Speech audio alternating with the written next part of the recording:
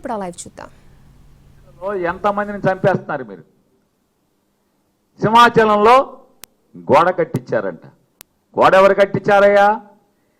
Police శాఖని, law and ఆర్డర్ని కాకుండా మిగతా అన్ని శాఖల్లో ఏలెట్టి గిరగిరగా తిప్పేటువంటి ఒక పెద్ద మీ ట్రబుల్ షూటర్ అని ఫీల్ అవుతున్నటువంటి ఒక మంత్రి గారు ఉంది. ఆవిడ దగ్గరుండి కట్టించింది.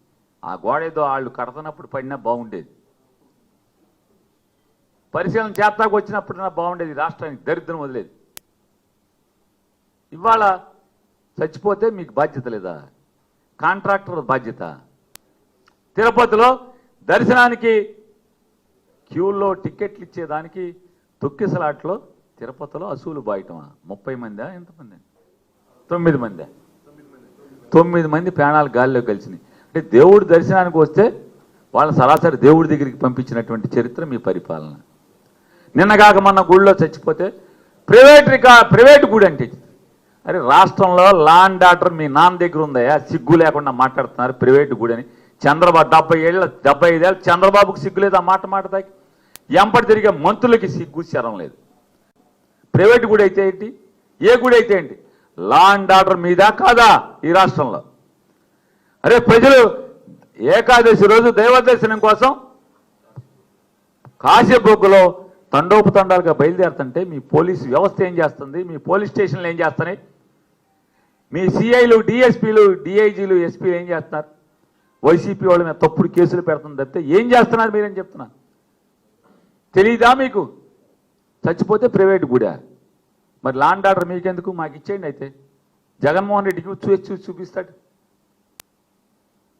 శాతకానాడు పరిపాలనలోకి వస్తే తప్పుడు ఆలోచనలోళ్ళు, డబ్బు మేయటమే పనిగా ఉన్నవాళ్ళు మీలాంటి వాళ్ళు ఇవాళ వెళ్తున్న ఏలుబడిలో ఇవాళ ప్రజలకు శాపం మీలాంటి వాళ్ళు. జగన్మోహన్ రెడ్డి గారు ఏం వెళ్తాడు, అది ఏం పరిశీలిస్తాడో, ఏం చెప్తాడో అవి చేద్దాం. మన లోపాలను సరిదిద్దుకున్నటువంటి బుద్ధి జ్ఞానం లేని ప్రభుత్వం మీది. పెళ్ళాం పిల్లలతో క్రికెట్లకు తిరిగేటువంటి రైతులు ఇక్కడ చస్తంటే అలో లక్షణ అని తుఫానికి పెళ్ళాం పిల్లలతో సరదాకి క్రికెట్ చూసుకుంటారు వెళ్ళి.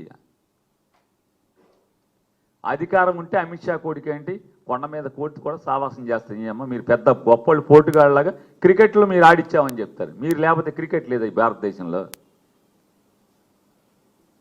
రేపు నాన్న మామూలుగా మా జగన్మోహన్ రెడ్డి ముఖ్యమంత్రి అవును, అమిత్ షా కొడుకు, మోడీ చుట్టాలు అందరూ నాతో సావాసం చేస్తారు. ఇది పెద్ద విషయమా? దీనికి పెద్ద గొప్పలు చెప్పుకుంటున్నారు మీరు క్రికెట్లకి వెళ్ళి. రైతు అలు లక్షణ అని చస్తంటే ఇవాళ మీ యువగలంలో తిరిగావు. ఏదన్నా యువగలంలో జనం చెప్పింది ఒక్కటన్నా నువ్వు ఆచరించి చూపించావా అని అడుగుతున్నాను. కాబట్టి బతికితే రాజకీయ నాయకుడు ఎవడైనా సరే అయితే రాజశేఖర రెడ్డి లాగా బతకాలి, లేదా జగన్మోహన్ రెడ్డి లాగా బతకాలనేది ఇవాళ ఈ ప్రజా సంకల్ప యాత్ర ద్వారా ఏర్పాటైన ప్రభుత్వం ద్వారా నిరూపించుకున్నారు. కాబట్టి 8 సంవత్సరాలు పూర్తి చేసుకున్న సందర్భంగా జగన్మోహన్ రెడ్డి గారికి, జగన్మోహన్ రెడ్డి గారి వైఎస్ఆర్ కాంగ్రెస్ పార్టీ కుటుంబ సభ్యులందరికీ కూడా శుభాకాంక్షలు తెలియజేస్తూ మళ్ళీ అదే స్ఫూర్తితో మళ్ళీ 2027 సంవత్సరంలో ప్రజా సంకల్ప యాత్ర మళ్ళీ పునరంకితం అవుతూ రాబోయే 2 సంవత్సరాలు 27 నుంచి 2 సంవత్సరాలు ప్రజల మనసుల్లో ఎన్ని బాధలున్నాయి, ఈ పాపాత్మలు, ఈ రాక్షసులు, ఈ అసుర మూకలు ఏమేమి వాళ్ళని కష్టాలు పెట్టారో, బాధలు పెట్టారో అవన్నీ తెలుసుకోవటం, వారికి ఏం కావాలో మళ్ళీ తెలుసుకుని గుర్తెరిగి 2029లో ఏర్పడబోయేటువంటి మరొక నయా ప్రజా సంకల్ప యాత్ర ద్వారా ఏర్పడే ప్రభుత్వంలో అవన్నీ నెరవేర్చేదానికి సంకల్పంతో జగన్మోహన్ రెడ్డి గారు ఆయన ఉన్నారని చెప్పనేది మనస్ఫూర్తిగా ప్రజలందరికీ కూడా తెలియజేస్తూ జై జగన్మోహన్ రెడ్డి, వర్ధిల్లాలి జగన్మోహన్ రెడ్డి గారి నాయకత్వం, వర్ధిల్లాలి వైఎస్ఆర్ కాంగ్రెస్ పార్టీ నాయకత్వం, జోహార్ వైఎస్ఆర్.